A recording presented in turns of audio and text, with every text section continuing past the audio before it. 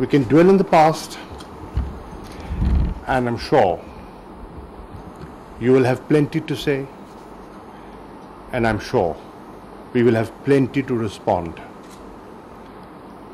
But where will that take us is what the people of Pakistan and the people of Afghanistan want to know.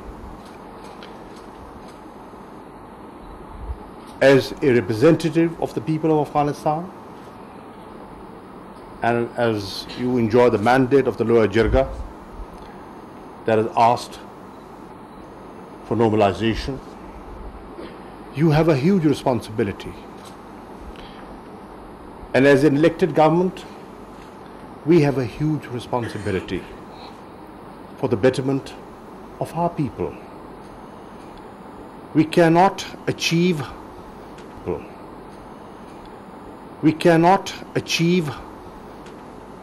what we want to achieve unless there is peace. To achieve peace, we need each other. We cannot do it alone. You cannot succeed alone. The road to peace, as was discussed earlier on the morning, will be bumpy. There will be challenges. There will be difficulties. And there will be spoilers.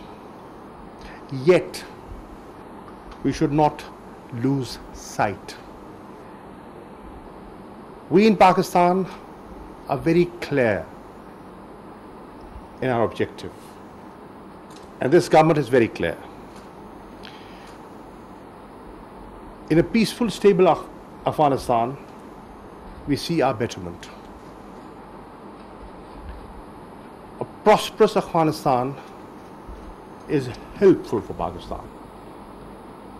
As your construction and development needs go up, as your purchasing power goes up, my trade goes up.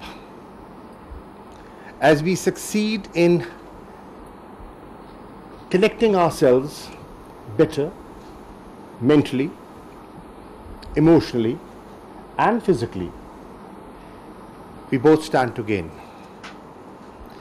Connectivity can bring prosperity, not just to this region, but our countries. We have stood by each other in the past. We have shared grief. We know what pain is all about. Nobody has suffered more than you and Pakistan in this conflict. And nobody stands to gain more if there's peace and stability in Afghanistan and Pakistan. So we have a common agenda.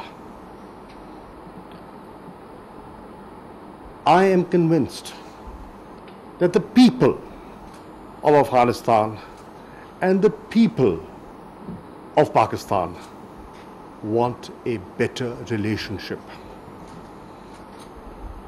There are stories of goodwill. You can relate to so many here.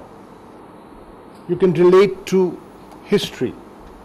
As we were talking about history and the connections between Gandhar and Multan at lunch. There is so much that connects us. And there are things that can divide us. This is where a visionary leadership stands up and says, my eyes are set towards the future. I have to look towards my future generation. We have played our innings. We have played our role. God has given you a unique opportunity. And we want you to succeed. Because in your success lies my success. Let us build on what we have discussed today. And ladies and gentlemen, let me share with you that this morning we've had very constructive engagement. The two principals and the delegations have had a very forward-looking engagement. Somehow we need to build on it, and somehow we need to bridge the trust deficit. I'm glad you are here today in this institution, because here you are connecting not just with government, you're connecting with academia, you're connecting with opinion makers, you are connecting with people who read and write about our bilateral relations. So your message today is going to be important. I welcome you, and I want to assure you that we will do our utmost to facilitate the peace process. We will encourage and facilitate an intra-Afghan dialogue, which we feel is essential for reconciliation, and we will try and gain each other's trust. We can and we should add a new chapter to our bilateral relations. Let this visit of yours be a watershed.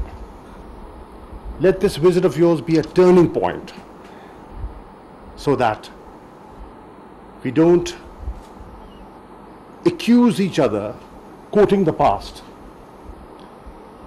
We look towards the future with hope and encouragement. I thank you for your presence.